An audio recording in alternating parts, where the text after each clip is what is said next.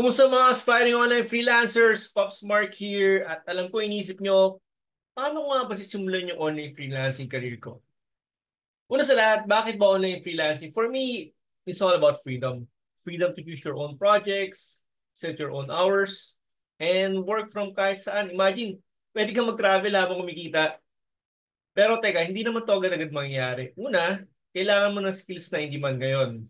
Parang yung mga social media management, graphic design, messenger marketing, copywriting, and so on and so forth.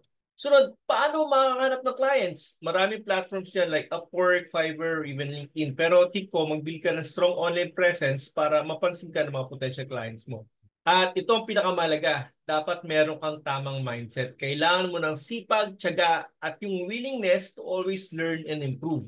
Ngayon, alam ko iniisip mo, ang dami namang kailangan. Paano ko sisimulan lahat to? Don't worry, may solution ako para sa inyo. Introducing ang Evergreen Internship Program. Dito, tuturuan namin kayo ng lahat ng kailangan nyo para maging successful sa online freelancing. From learning in-demand skills to finding clients to developing the right mindset, lahat yan kasama sa program. May one-on-one coaching pa para mas mabilis ang pag-asenso nyo. Kaya kung handa ka na simulan ng online freelancing journey mo pero gusto mo na mas mabilis at guided na paraan, join na sa Evergreen Internship Program. Tara, samahan nyo ako at tutulungan namin kayong maabot ng pangarap nyo sa online freelancing. Kita-kits!